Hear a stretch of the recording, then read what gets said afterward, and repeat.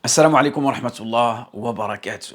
La meilleure action à effectuer durant ces 10 derniers jours de Dhul Hijjah.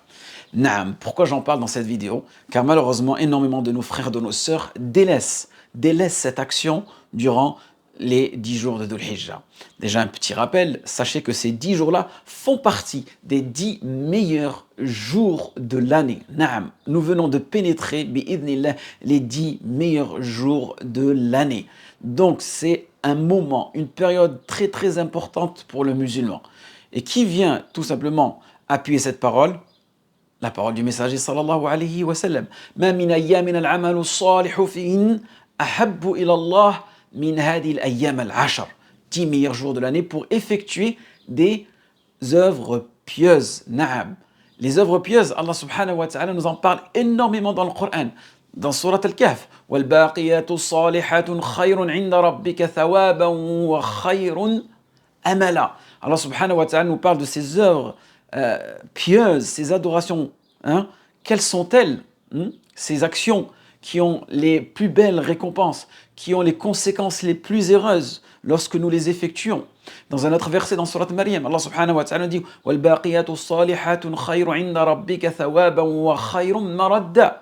Celles qui perdurent, celles qui sont les plus durables auprès d'Allah subhanahu wa ta'ala. Quelles sont-elles ces actions?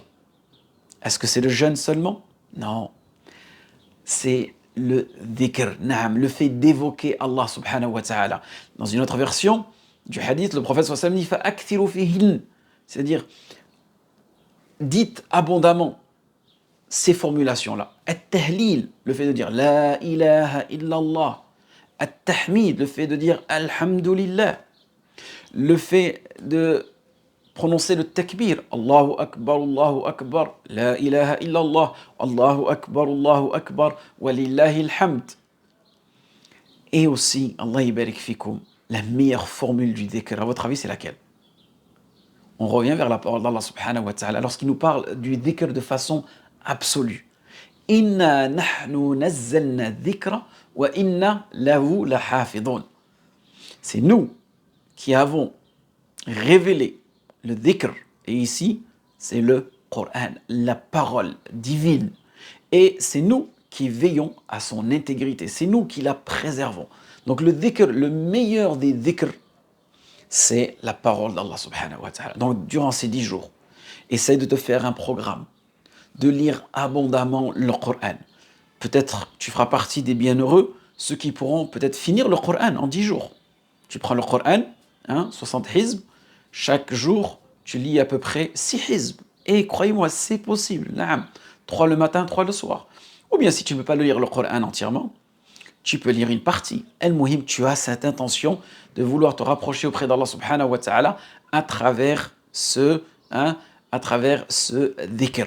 Ensuite, Allah yibarik fikum, n'oubliez pas que Allah subhanahu wa ta'ala nous a ordonné à plusieurs fois, non pas seulement d'évoquer Allah subhanahu wa ta'ala, mais de l'évoquer abondamment. Allah subhanahu wa ta'ala nous dit dans le Coran وَالذَّاكِرِينَ اللَّهَ كَثِيرًا وَالذَّاكِرَاتِ.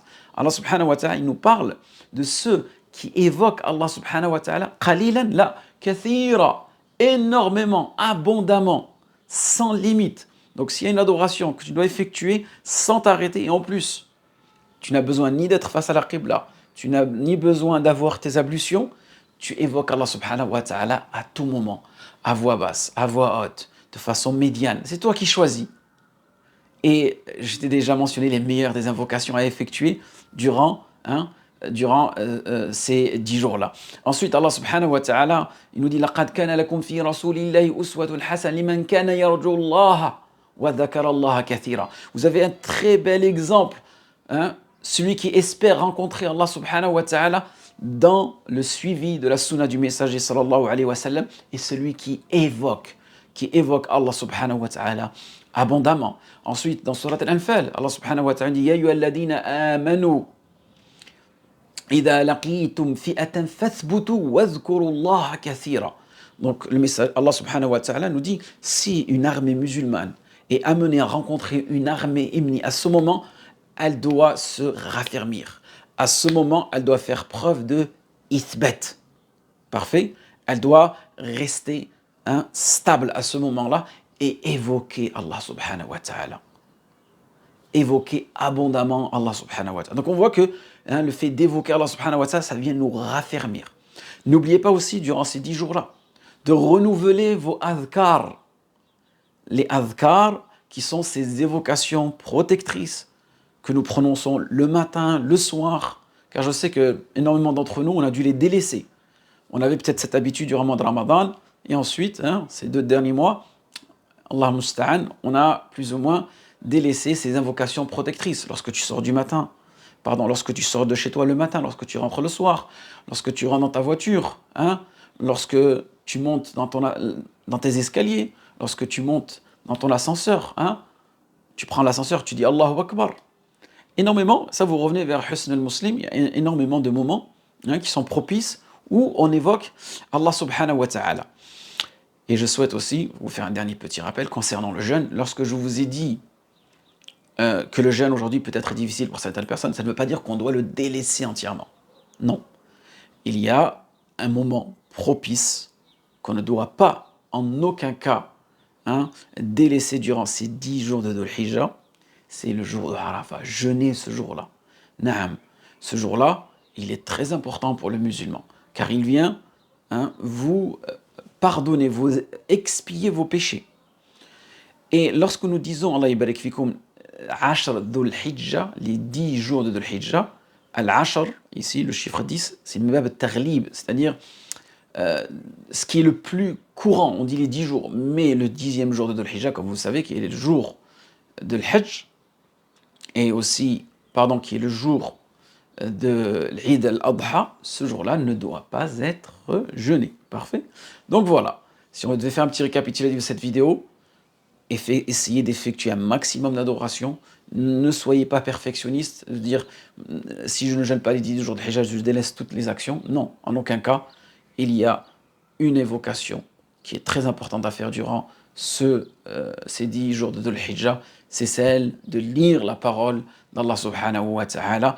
Et s'il y a une invocation à effectuer, comme l'a mentionné Anas ibn Malik radiyallahu anhu, c'est Rabbana atina fid dunya hasana wa fil akhirati hasana wa qina adhaban nar. Tout à l'heure on parlait d'évocation, le fait d'évoquer Allah subhanahu wa ta'ala. Ici on parle d'invoquer, de demander à Allah subhanahu wa ta'ala. Et Anas ibn Malik a dit, est-ce que je peux ajouter une autre invocation Oh Allah subhanahu wa ta'ala, accorde-nous la meilleure de tes récompenses, la meilleure des belles actions dans cette dunya et dans l'akhira. Est-ce qu'il y a une meilleure invocation que celle-là? Le prophète sallallahu alayhi wa sallam dit, ce sera suffisant pour toi. Donc n'hésite pas à répéter ceci. Rabbana atina fid dunya hasana wa fil akhirati hasana wa qina adhaban nar. En espérant que ce rappel a été bénéfique pour vous et moi. Waffaqakum Allah lima yuhibbu wa yarda. Wa akhiru da'wana alhamdulillahi rabbil alamin.